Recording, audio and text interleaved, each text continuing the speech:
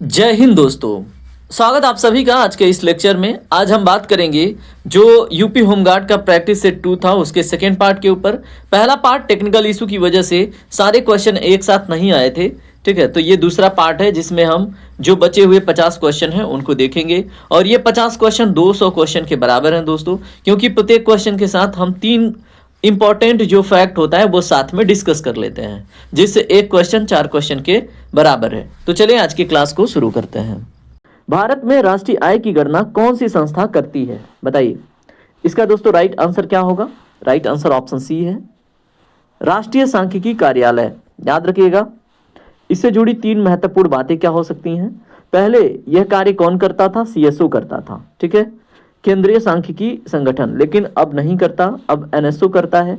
दादा भाई नौरोजी ने पहली बार भारत की राष्ट्रीय आय की गणना की थी। यह भी प्रश्न आपसे पूछा जा सकता है। वित्त वर्ष 1 अप्रैल से 31 मार्च तक होता है, यह भी आपको याद रखना है। सारे प्रश्न इंपॉर्टेंट हैं, ठीक है। आर.के. वी.के. राव दोस्तों साइंटिफिक रूप से पहली बार नेशनल इनकम कैलकुलेट किए थे, उनका भी नाम याद रखेंगे, आर.के. वी.के. राव। कब? 1934 में। यहाँ पे देखिए स्वेज नहर की बात करें हम, ठीक है। स्वेज नहर किन 2 जल निकायों को आपस में जोड़ती है? तो दोस्तों कौन कौन है बताइए। एक तो हो गई भूमध्य सागर और एक हो गया लाल सागर। ऑप्शन बी आपका करेक्ट होगा। बहुत इंपॉर्टेंट प्रश्न आपसे बनेगा। यह मिस्र में स्थित एक मानव निर्मित जलमार्ग है। यह यूरोप और एशिया के बीच एक समुद्री दूरी को कम करता है। इसका निर्माण 1869 में पूरा हुआ था, याद रखना है, ठीक है। अगला प्रश्न ऑपरेशन फ्लड के बारे में है। दोस्तों ऑपरेशन फ्लड का संबंध किससे है? तो इसका संबंध दुग्ध उत्पादन से है, याद रखेंगे, ठीक है। और पहले वाले टेस्ट में इसके ऊपर बात हुई थी। इसके जनक डॉक्टर वर्गीस कुरियन हैं, जिनको मिल्क मैन ऑफ इंडिया के नाम से भी जाना जाता है। इसकी शुरुआत 1970 में राष्ट्रीय डेयरी विकास बोर्ड के द्वारा की गई थी, ठीक है। इसके कारण भारत जो है विश्व में दूध उत्पादन में शीर्ष पर पहुंचा, ठीक है। तो ये भी आपको कुछ बातें याद रखनी होती हैं। भारत की सबसे लंबी नदी कौन सी है? तो दोस्तों कौन सी है बताइए। इसका राइट आंसर क्या होगा? बहुत इजी प्रश्न है, ऑप्शन सी करेक्ट है, गंगा। कितने किलोमीटर की? 2525 किलोमीटर की, ठीक है। ये भी जानकारी आपको होनी चाहिए, लगभग इतनी ही है।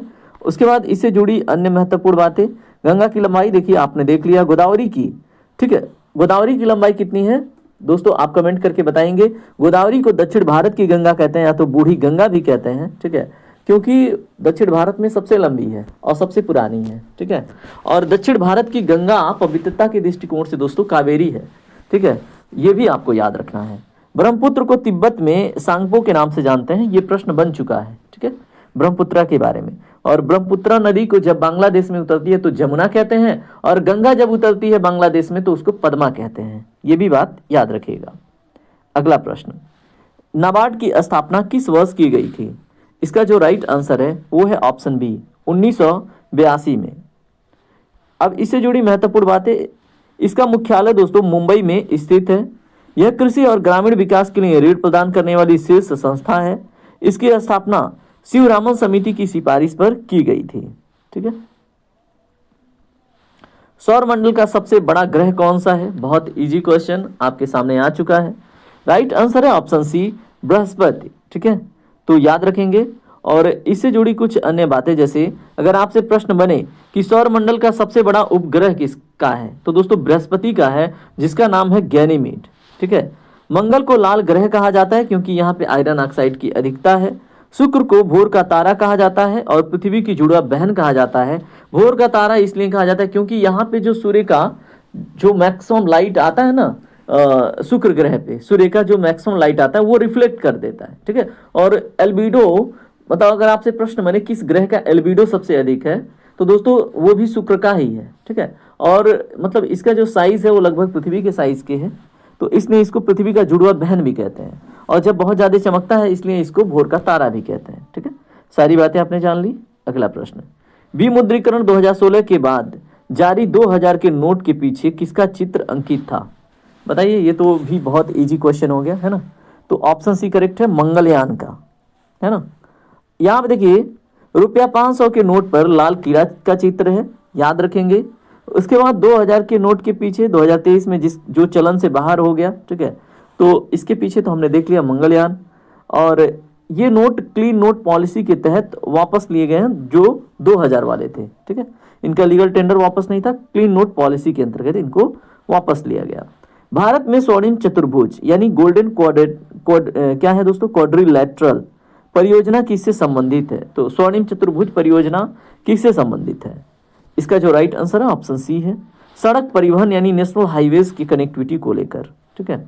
इससे जुड़ी जो महत्वपूर्ण बातें आपके एग्जाम में पूछी जा सकती हैं, यह दिल्ली, मुंबई, चेन्नई और कोलकाता को आपस में जोड़ती है, ठीक है। किसको किसको दोस्तों? दिल्ली से आए हम मुंबई, और मुंबई से कहाँ गए? चेन्नई, और चेन्नई से चले आए कोलकाता, और कोलकाता से आ गए दिल्ली। तो ये क्या हो गया? गोल्डन क्वाड्रिलेटरल, ठीक है। याद रखेंगे, इसकी शुरुआत अटल बिहारी वाजपेयी की कार्यकाल में हुई थी। यह भारत का सबसे बड़ा राजमार्ग प्रोजेक्ट माना जाता है, ठीक है। अब यहाँ पे जैसे अनयूजुअल या यूजुअल या फिर सामान्यतः जो हम प्रश्न देख रहे हैं, हिंदी के 2 प्रश्न आपके सामने हैं। गबन और गोदान, ठीक है, ये किसकी प्रसिद्ध रचनाएं हैं? बताइए दोस्तों। इसका राइट आंसर है ऑप्शन बी, मुंशी प्रेमचंद की, ठीक है। और इससे जुड़े जो अन्य बातें पूछी जा सकती हैं, मुंशी प्रेमचंद को उपन्यास सम्राट कहा जाता है। आपसे प्रश्न बने, उपन्यास सम्राट कौन है? मुंशी प्रेमचंद। इनका वास्तविक नाम क्या है? धनपत राय, ठीक है। मंगलसूत्र प्रेमचंद का अधूरा एक उपन्यास है। आपसे ये भी प्रश्न बन सकता है कि मुंशी प्रेमचंद का अधूरा उपन्यास कौन है? तो ये है मंगलसूत्र। अगला प्रश्न देखिए, क्वेश्चन नंबर 60 के रूप में, शुद्ध वर्तनी का चयन आपको करना है। अब यहाँ पे आपके सामने ऑप्शन है, कीजिए।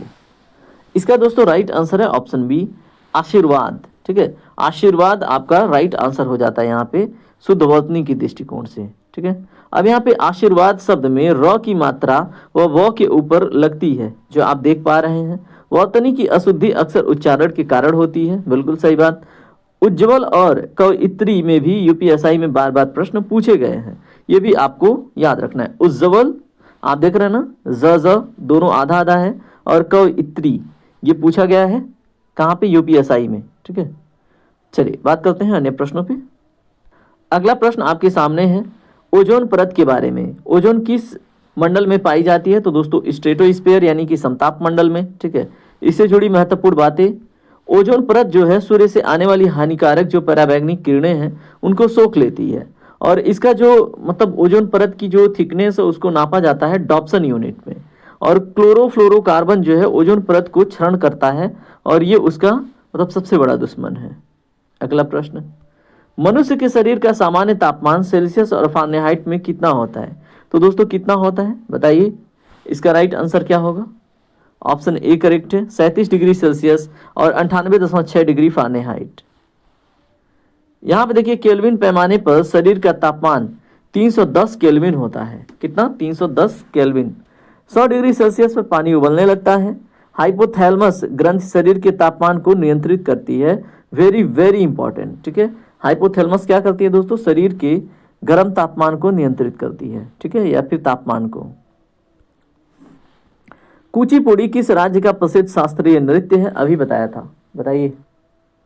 इसका दोस्तों राइट आंसर क्या है? ऑप्शन सी, आंध्र प्रदेश का। बताया था ना, आधी कुचिपुड़ी। यहाँ पे देखिए भारत में कुल 8 प्रमुख शास्त्रीय नृत्य माने जाते हैं। कुचिपुड़ी नृत्य का नाम आंध्र प्रदेश के कुशेलवा पुरी गांव पर पड़ा है, ठीक है। तो कुशेलवा पुरी के नाम पर कुचिपुड़ी पड़ा है। यह नृत्य पीतल की तस्तरी के किनारे पर पैर रखकर किया जाता है। चिपको आंदोलन 1973 का मुख्य उद्देश्य क्या था? दोस्तों इसका राइट आंसर क्या होगा? ऑप्शन सी, वृक्षों की कटाई को रोकना, ठीक है। और इससे जुड़े महत्वपूर्ण बातें क्या हो सकती हैं? ये इसके प्रणेता कौन थे? सुंदरलाल बहुगुणा, ठीक है, और गौरा देवी। इन दोनों का नाम याद रखना है। यह वर्तमान उत्तराखंड तत्कालीन यूपी के चमोली जिले से शुरू हुआ था। कौन? चिपको मूवमेंट, ठीक है। और पर्यावरण स्थायी अर्थव्यवस्था है, इस आंदोलन का नारा था, ठीक है। पर्यावरण स्थायी अर्थव्यवस्था है, ये चिपको आंदोलन का नारा था, ठीक है। अगला प्रश्न, अम्लीय वर्षा यानी एसिड रेन के लिए मुख्य रूप से कौन सी गैस जिम्मेदार है? बताइए। तो दोस्तों इसका जो राइट आंसर होगा वो होगा ऑप्शन बी, सल्फर डाइऑक्साइड और नाइट्रोजन डाइऑक्साइड। एक्सल दोस्तों ये जो कच्चा कोयला होता है ना, कोयला, उसके जलने से ये निकलता है। सल्फर डाइऑक्साइड और नाइट्रोजन डाइऑक्साइड जल के साथ क्रिया कर अम्ल बनाती हैं, ठीक है। ताजमहल का पीला पड़ना अम्लीय वर्षा का ही एक परिणाम है। शुद्ध वर्षा जल का पीएच मान 5.6 होता है। ठीक है, अगला प्रश्न देखिए क्या है। भारत में जनसंख्या का महाविभाजक यानी ग्रेट डिवाइड ईयर किसे कहा जाता है? बहुत ही ज्यादा महत्वपूर्ण है दोस्तों, किसे कहते हैं? तो इसका जो राइट आंसर है वो है आपका ऑप्शन नंबर, बताइए, बी, 1921 को। ठीक है, और इसको निगेटिव डेमोग्राफिक ट्रांजिशन भी कहते हैं। ठीक है, क्योंकि यहाँ पे जनसंख्या ना नकारात्मक रूप से गई थी, मतलब उसकी में वृद्धि नहीं हुआ था, गिरा था। 1921 के बाद भारत की जनसंख्या में क्या हुआ? लगातार वृद्धि हुई थी। भारत में पहली जनगणना 1872 में लॉर्ड मेयो के समय काल में हुई थी। ठीक है, नियमित जनगणना की शुरुआत 1881 लॉर्ड रिपन से हुई थी, नियमित जनगणना। ठीक है, तो यहाँ पे लॉर्ड मेयो का नाम 1872 के साथ पहली जनगणना में देखेंगे और नियमित जनगणना में 1881 लॉर्ड रिपन। ठीक है, चलिए बात करते हैं अगले प्रश्न पे। वॉशिंग सोडा का जो रासायनिक नाम है वो क्या है? दोस्तों इसका राइट आंसर है ऑप्शन बी, सोडियम कार्बोनेट। ठीक है,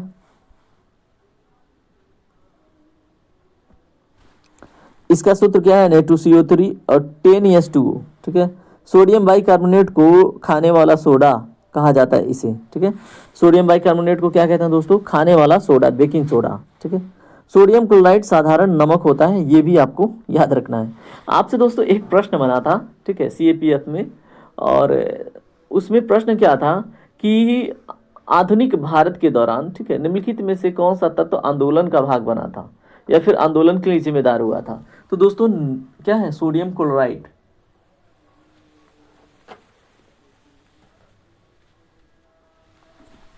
ठीक है, अगला प्रश्न देखते हैं। अगला प्रश्न देखिए क्या है। विश्व का सबसे बड़ा डेल्टा सुंदरबन किन नदियों द्वारा बनाया जाता है? तो दोस्तों किन नदियों द्वारा बनाया जाता है? बहुत इजी क्वेश्चन हो गया ये, ब्रह्मपुत्र और गंगा के द्वारा, है ना। तो ऑप्शन ए आपका करेक्ट होगा। यहाँ सुंदरी नामक वृक्षों की अधिकता है जिसके कारण इसका नाम सुंदरबन है। यहाँ रॉयल बंगाल टाइगर का प्राकृतिक आवास है। यह भारत बांग्लादेश में फैला हुआ है। प्रश्न संख्या 69 में पूछा गया है बिहू उत्सव भारत के किस राज्य में मनाया जाता है? इसका जो राइट आंसर है वो है आपका ऑप्शन बी, असम। ठीक है, और इससे जुड़ी महत्वपूर्ण बातें क्या हैं? असम में वर्ष में 3 बार बिहू, एक है रंगाली, कोंगली और एक है भोगाली, ये 3 बार मनाया जाता है। ठीक है, और यह एक फसल उत्सव है, हार्वेस्ट फेस्टिवल है। और यहाँ पे सत्रिया जो है वो असम का शास्त्रीय नृत्य है। क्या दोस्तों? सत्रिया। ठीक है, अगला प्रश्न, किस विटामिन की कमी से रतौंधी नामक रोग होता है? ठीक है, नाइट ब्लाइंडनेस। तो दोस्तों ये है विटामिन ए की कमी से। ऑप्शन ए आपका करेक्ट होगा। ठीक है, विटामिन ए का जो रासायनिक नाम है वो है रेटिनॉल। क्या है दोस्तों? रेटिनॉल। गाजर विटामिन ए का सबसे अच्छा स्रोत है। विटामिन सी की कमी से स्कर्वी नामक रोग होता है। विटामिन डी की कमी से रिकेटस होता है। ठीक है, विश्व पर्यावरण दिवस, वर्ल्ड एनवायरनमेंट डे कब मनाया जाता है? इसका जो राइट आंसर है वो है आपका ऑप्शन बी, 5 जून को। ठीक है, पहली बार यह 1974 में मनाया गया था।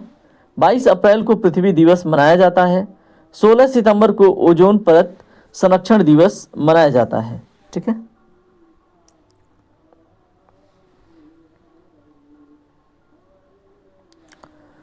अगला प्रश्न है रॉक गार्डन कहाँ स्थित है और इसके निर्माता कौन थे? दोस्तों प्रश्न संख्या 72 का राइट आंसर है चंडीगढ़, नेकचंद। ठीक है, तो ऑप्शन बी करेक्ट होगा। रॉक गार्डन कहाँ स्थित है? चंडीगढ़ में। इसके निर्माता कौन थे? नेकचंद। इससे जुड़ी महत्वपूर्ण बातें क्या हो सकती हैं आपके एग्जाम के लिए? यह बगीचा औद्योगिक और शहरी कचरे से बनाया गया है। ठीक है, औद्योगिक और शहरी कचरे से। ठीक है, और चंडीगढ़ भारत का पहला नियोजित शहर है, यानी प्लांट सिटी है। इसके वास्तुकार ली कोर्बेजिए थे। ठीक है, कौन थे दोस्तों? ली कोर्बेजिए। अगला प्रश्न, रक्त का थक्का यानी ब्लड क्लॉटिंग जमाने में कौन सा विटामिन सहायक है? बताइए। इसका दोस्तों right answer option A, vitamin के। ठीक है, और इसकी कमी से अगर चोट लग गया तो खून बहता रहेगा। विटामिन डी का मुख्य स्रोत सूर्य का प्रकाश है। विटामिन ई का स्रोत कौन है? सौंदर्य विटामिन है। ठीक है, तो कहाँ पे मिलेगा विटामिन ई, बताइए। खजुराहो के मंदिर का निर्माण किस वंश के शासकों ने करवाया था? दोस्तों किसने करवाया था? ऑप्शन सी करेक्ट है, चंदेल वंश के। ठीक है, इससे जुड़ी अन्य बातें, ये मध्य प्रदेश के छतरपुर जिला में स्थित है। ये यूनेस्को विश्व धरोहर स्थल का हिस्सा है। यहाँ का जो कंदरिया महादेव मंदिर है वो सबसे प्रसिद्ध है। ठीक है,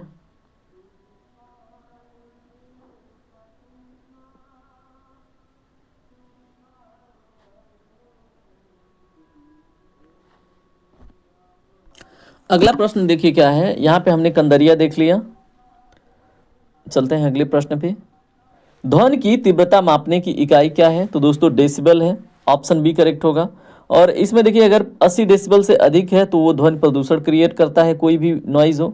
और इसका जो हर्ट्ज है ये फ्रिक्वेंसी की इकाई है, आपको याद रखना है। मनुष्य जो है वो 20 हर्ट्ज से लेकर 20,000 हर्ट्ज तक की ध्वनि सुन सकता है। ठीक है, 76 नंबर का प्रश्न है, जो हॉर्निबल महोत्सव है ये किस राज्य में मनाया जाता है? तो दोस्तों किस राज्य में, बताइए। इसका राइट आंसर है ऑप्शन ए, नागालैंड में। ठीक है, इसे त्योहारों का त्योहार कहा जाता है। ठीक है, और ये दिसंबर के पहले सप्ताह में मनाया जाता है। हॉर्नबिल नागालैंड का एक पवित्र पक्षी है। ठीक है, भविष्य का ईंधन यानी फ्यूल ऑफ फ्यूचर किसे कहा जाता है? तो दोस्तों इसका जो राइट आंसर ऑप्शन सी है, हाइड्रोजन। ठीक है, और क्यों कहा जाता है हम समझते हैं। हाइड्रोजन जलने पर प्रदूषण नहीं फैलाता और केवल जलवाष्प छोड़ता है। यह ब्रह्मांड में सबसे प्रचुर मात्रा में पाए जाने वाला तत्व है। सूर्य में ऊर्जा का स्रोत हाइड्रोजन का हीलियम में नाभिकीय संलयन है। ठीक है, तो सूर्य में जो ऊर्जा का स्रोत होता है वो जो हाइड्रोजन है ना, हाइड्रोजन जो 1H1 प्लस 1H2 मिलके 2He4 बनाते हैं हीलियम, और एनर्जी इमिट होती है, ये नाभिकीय संलयन कहलाता है। और ये सूर्य में ये क्रिया होती है। ठीक है, जिसकी वजह से हाइड्रोजन हीलियम में कन्वर्ट होता है और हमें हीलियम और एनर्जी, मतलब हीलियम तो नहीं मिलता लेकिन एनर्जी मिल जाता है प्रकाश के रूप में। अगला प्रश्न है, कथक उत्तर प्रदेश का शास्त्रीय नृत्य है, इसके लिए प्रसिद्ध कलाकार कौन थे? बताइए। इसका दोस्तों right answer option A, Birju Maharaj. Birju Maharaj Lucknow के कालका बंदी दीन, ठीक है, बिंदा दीन घराने से संबंधित थे। मैं कुछ और ही पढ़ा। ठीक है, तो बिरजू महाराज लखनऊ के कोलकाता बिंदादीन घराने से संबंधित थे। कथक शब्द का अर्थ है कथा कहने वाला। ठीक है, इसमें पैरों के काम, फुटवर्क और चक्रों पर विशेष जोर दिया जाता है। चलिए हिंदी के एक दो प्रश्न देख लेते हैं। मृगनयनी उपन्यास के लेखक कौन है? बताइए। इसका राइट आंसर दोस्तों ऑप्शन ए, वृंदावन लाल वर्मा जी। ठीक है, वृंदावन लाल वर्मा को बुंदेलखंड का चंद्रबरदाई कहा जाता है। ठीक है, याद रखेंगे इनको, वृंदावन लाल वर्मा को बुंदेलखंड का चंद्रबरदाई। यह एक ऐतिहासिक उपन्यास है और मैला आंचल फणीश्वर नाथ रेणु का प्रसिद्ध आंचलिक उपन्यास है। ठीक है, मैला आंचल फणीश्वर नाथ रेणु का प्रसिद्ध आंचलिक उपन्यास है, याद रखना है। अगला प्रश्न है, चौपाई छंद के प्रत्येक चरण में कितनी मात्राएं होती हैं? इसका राइट आंसर ऑप्शन सी है, 16। ठीक है, और चौपाई के बारे में अगर हम बात करें दोस्तों, चौपाई एक क्या है, सममात्रिक छंद है। इसमें कुल 4 चरण होते हैं। दोहा जो है वो एक अर्ध सममात्रिक छंद है जिसमें 13 और 11 मात्राएं होती हैं। ठीक है, अब आपके सामने ना डायनेमिक क्वेश्चन आएंगे। ठीक है, अभी तक आपने दोस्तों 8 चौक को 32 यानी 320 प्रश्न रिवाइज कर लिए हैं, देख लिए हैं। ठीक है, अब बात करते हैं अन्य प्रश्नों पे। हाल ही में किस भारतीय व्यक्ति को अंतर्राष्ट्रीय शांति और विकास में योगदान हेतु तो गांधी शांति पुरस्कार या सम्मान अंतर्राष्ट्रीय सम्मान से चर्चा में देखा गया है? बताइए। दोस्तों इसका राइट आंसर क्या होगा? ऑप्शन आपके सामने है, ऑप्शन डी इसका है, गीता प्रेस गोरखपुर। ठीक है, तो किस भारतीय व्यक्तित्व को अंतर्राष्ट्रीय शांति और विकास में योगदान हेतु गांधी शांति पुरस्कार या सम्मान अंतर्राष्ट्रीय सम्मान से चर्चा में देखा गया है? तो ये है गीता प्रेस गोरखपुर। ठीक है, अब इसके बारे में देखिए, गीता प्रेस गोरखपुर को वर्ष 2021 का गांधी शांति पुरस्कार 2023 में प्रदान किया गया। प्रधानमंत्री मोदी को भूटान का सर्वोच्च नागरिक सम्मान order of the Druk Gyalpo 2024 मिल चुका है। गांधी शांति पुरस्कार में 1 करोड़ रुपए की राशि और एक प्रशस्ति पत्र दिया जाता है। ठीक है,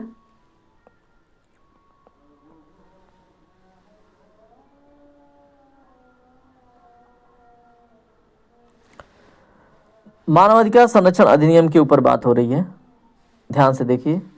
मानवाधिकार संरक्षण अधिनियम 1993 के तहत जो नेशनल ह्यूमन राइट कमीशन है उसके अध्यक्ष का कार्यकाल आपसे पूछा गया है। ये रिपीट हुआ है, तो दोस्तों ऑप्शन बी करेक्ट होगा।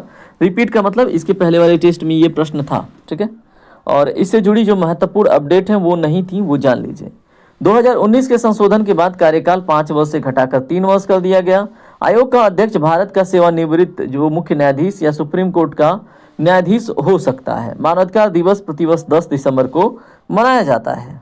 ठीक है, साइबर क्राइम के संदर्भ में आईटी एक्ट 2000 की कौन सी धारा साइबर आतंकवाद के लिए दंड का प्रावधान करती है? तो दोस्तों ऑप्शन सी करेक्ट है, 66F। धारा 66F के तहत साइबर आतंकवाद के दोषी को आजीवन कारावास तक की सजा हो सकती है। ठीक है, धारा 66C पहचान की चोरी, ठीक है, पहचान की चोरी से संबंधित है धारा 66C। भारत का पहला साइबर पुलिस स्टेशन बेंगलुरु में खोला गया था। अगला प्रश्न देखिए, संख्या 84 आपसे पूछा जा रहा है। वर्ष 2025-26 के लिए G20 शिखर सम्मेलन की मेजबानी किस देश द्वारा की जा रही है? तो दोस्तों की जा रही है ये साउथ अफ्रीका के द्वारा। ऑप्शन सी करेक्ट है। इससे जुड़ी महत्वपूर्ण बातें आप जान लीजिए। 2024 में G20 की अध्यक्षता ब्राजील ने की। 2025 में दक्षिण अफ्रीका मेजबान है। भारत ने 2023 में वासुदेव कुटुंबकम थीम के साथ इसकी सफल मेजबानी की थी। कब? 2023 में। G20 अब G21 बन गया है क्योंकि अफ्रीकी संघ इसमें स्थायी सदस्य के रूप में जोड़ा गया है। ठीक है, तो जुड़ गया है, याद रखेंगे। कौन? अफ्रीकी संघ।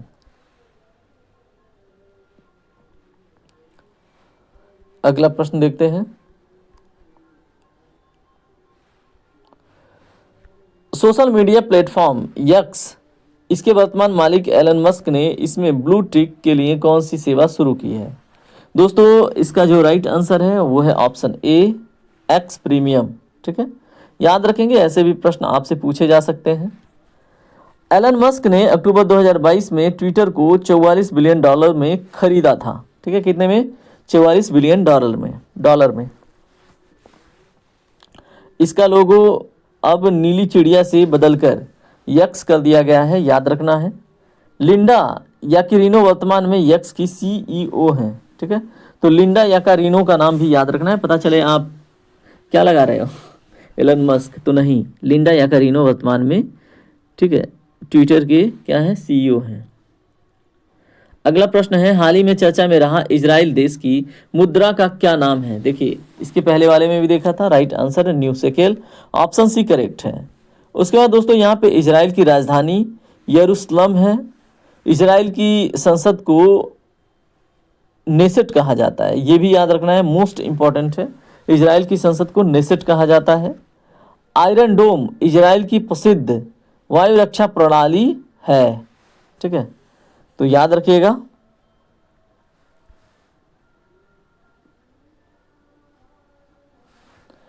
उनहत्तरवें राष्ट्रीय फिल्म पुरस्कार 2023-24 में सर्वश्रेष्ठ अभिनेता का पुरस्कार किसको प्रदान किया गया था? तो दोस्तों एनिमल मूवी याद है? नहीं, यहाँ पे 2023-24 की बात हो रही है और 24-25 में एनिमल को मिला। ठीक है, तो 2023-24 में दोस्तों यहाँ पे मिला था अल्लू अर्जुन को। ठीक है, तो ऑप्शन बी करेक्ट है। अगला प्रश्न, अल्लू अर्जुन को फिल्म द पुष्पा राइज के लिए ये मिला था। सर्वश्रेष्ठ अभिनेत्री का पुरस्कार आलिया भट्ट और कृति सेनन को संयुक्त रूप से मिला था। सर्वश्रेष्ठ फीचर फिल्म का पुरस्कार रॉकेट्री द नंबी इफेक्ट को दिया गया है। सर्वश्रेष्ठ फीचर फिल्म का पुरस्कार रॉकेट्री द नंबी। ठीक है, अगला प्रश्न है, फिशिंग साइबर हमले का मुख्य उद्देश्य क्या होता है? तो दोस्तों इसका मुख्य उद्देश्य निजी जानकारी चुराना, ठीक है। तो ऑप्शन बी करेक्ट होगा। इसमें नकली ईमेल या वेबसाइट के जरिए उपयोगकर्ता को धोखा दिया जाता है, ठीक है। साइबर सुरक्षा हेतु भारत सरकार के हेल्पलाइन नंबर 1930 डायल करें। सर्ट इन भारत की राष्ट्रीय साइबर सुरक्षा एजेंसी है, ठीक है। अगला प्रश्न है, हाल ही में किस देश ने ब्रिक्स समूह में शामिल होने के निमंत्रण स्वीकार किए और नए सदस्य के रूप में वो जुड़ा?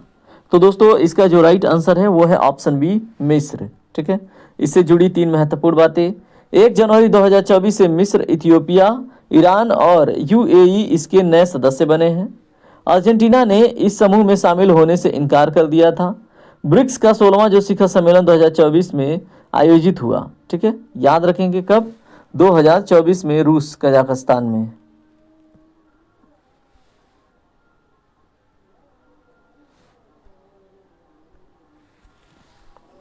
वियतनाम देश की राजधानी आपसे पूछी जा रही है, बताइए। स्टैटिक जीके की क्वेश्चन अब आपसे आ रहे हैं, ठीक है। तो वियतनाम की राजधानी हनोई है दोस्तों, याद रखेंगे, मोस्ट इंपॉर्टेंट क्वेश्चन बनेगा आपसे। अगला प्रश्न, अगले प्रश्न से पहले कुछ डिटेल। वियतनाम की मुद्रा है डोंग। क्या है दोस्तों? डोंग है, याद रखेंगे।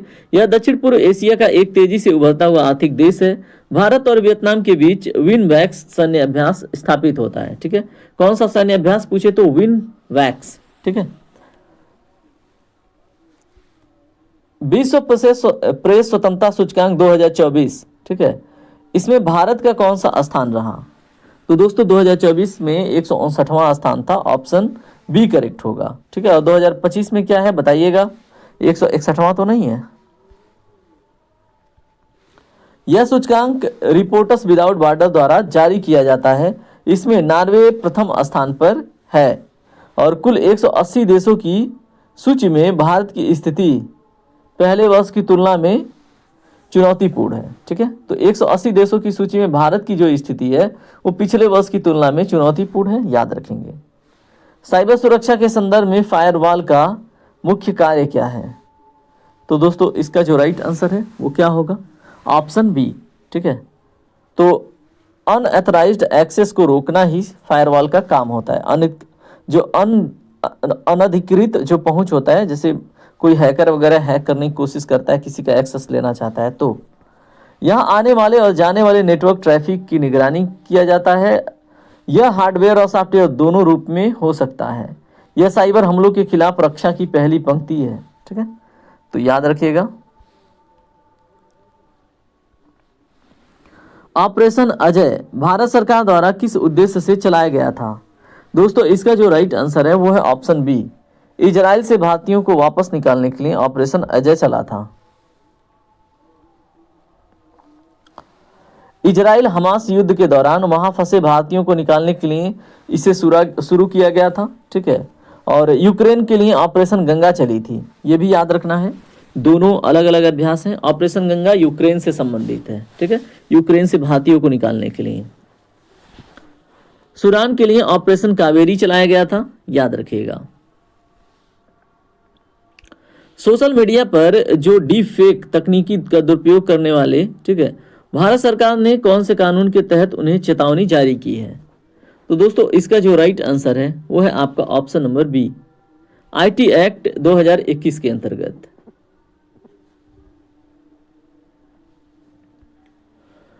यहाँ पे है आर्टिफिशियल इंटेलिजेंस के जरिए बनाए गए फर्जी वीडियो या ऑडियो होते हैं, ठीक है, ये याद रखना है।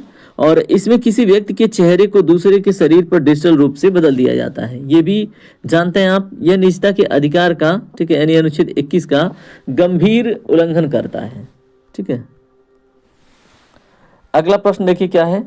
Dada Saheb Phalke life time achievement पुरस्कार 2023-24 से किसे सम्मानित किया गया है? दोस्तों इसका राइट आंसर है आपका ऑप्शन बी, वहीदा रहमान को, ठीक है। और ये 2023-24 की बात हो रही है। वहीदा रहमान को वर्ष 2021 में, ठीक है, और इनको पुरस्कार मिला था वहीदा रहमान को 2021 में, लेकिन प्रदान कब किया गया? 2023 में। यहाँ पे इसके डिटेल में देखिए, वहीदा रहमान को वर्ष 2021 में यह पुरस्कार मिला था, लेकिन इनको प्रदान कब किया गया? 2023 में। ठीक है, यह भारतीय सिनेमा का सर्वोच्च सम्मान है, याद रखेंगे। और प्रथम दादा साहेब फाल्के पुरस्कार देविका रानी को मिला था। ठीक है,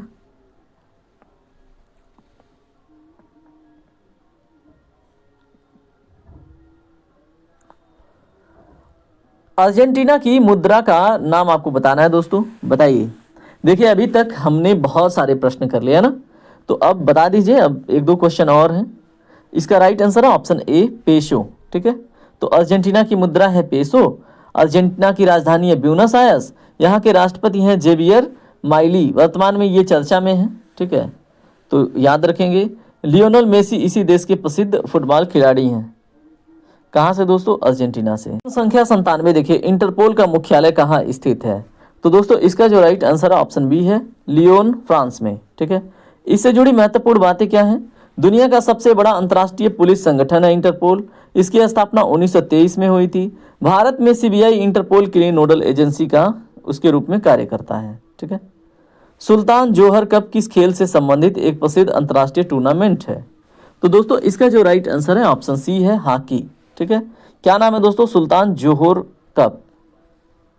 यहाँ पे अन्य महत्वपूर्ण बातें, यह प्रतिवर्ष मलेशिया में आयोजित होने वाला 21 पुरुषों का हॉकी टूर्नामेंट है। ये अंडर 21 है, 21 नहीं है दोस्तों। ठीक है, तो ये अंडर 21 पुरुषों का हॉकी टूर्नामेंट है। हाल ही में भारतीय जूनियर हॉकी टीम ने इसमें पदक जीतकर चर्चा बटोरी है। मेजर ध्यानचंद को हॉकी का जादूगर कहा जाता है, याद रखेंगे। अब एक दो प्रश्न हिंदी के। साहित्य अकादमी पुरस्कार 2023 हिंदी भाषा के लिए किसे प्रदान किया गया? 2023 की बात हो रही है, तो दोस्तों संजीव को। ठीक है, ऑप्शन बी करेक्ट होगा। संजीव को उनके उपन्यास मुझे पहचानों के लिए यह पुरस्कार मिला। साहित्य अकादमी द्वारा 24 भाषाओं में पुरस्कार दिए जाते हैं। हिंदी के लिए पहला साहित्य अकादमी पुरस्कार माखनलाल चतुर्वेदी को मिला था। ठीक है, तो हिंदी के लिए पहला साहित्यिक अकादमी पुरस्कार माखनलाल चतुर्वेदी हिम तरंगिणी के लिए मिला था। अगला प्रश्न, आज का जो अंतिम प्रश्न है वो है तुलसीदास द्वारा रचित रामचरितमानस किस भाषा में लिखी गई है? तो दोस्तों हिंदी, और हिंदी का स्टैटिक जीके है ये, और आपसे पूछा भी जाएगा। तो इसका जो राइट आंसर है वो है आपका ऑप्शन सी, अवधि। ठीक है, और इस तरह से हमने 100 क्वेश्चन यानी कि 400 प्रश्न देख लिए। ठीक है, अब यहाँ पे इससे जुड़ी महत्वपूर्ण बातें क्या हैं? तुलसीदास भक्ति काल के राम भक्ति शाखा के प्रमुख कवि हैं। ठीक है, रामचरितमानस में कुल 7 कांड हैं, 7 अध्याय हैं। आपसे प्रश्न बनेगा, विनय पत्रिका तुलसीदास की ब्रज भाषा में लिखी प्रसिद्ध रचना है। ठीक है, तो किस भाषा में दोस्तों? विनय पत्रिका तुलसीदास की ब्रज भाषा में लिखी प्रसिद्ध रचना है। और हमने इस तरह से 100 प्रश्न और 400 प्रश्न देख लिए। 100 प्रश्न क्वेश्चन के रूप में और 300 प्रश्न दोस्तों हमने डिस्क्रिप्शन, जैसे यहाँ पे 3 पॉइंट हैं तो तीनों प्रश्न के रूप में देख लिए। ठीक है, अब आपकी जिम्मेदारी है वीडियो को लाइक करना, सब्सक्राइब करना और दोस्तों में शेयर करना। ठीक है, क्योंकि आपके लिए इतना ज़्यादा मेहनत किया जा रहा है, तो आप भी अपनी भूमिका निभाइए। मिलते हैं अगले टेस्ट में, तब तक के लिए अपनी पढ़ाई जारी रखिए। जय हिंद, जय भारत, आपका दिन शुभ हो।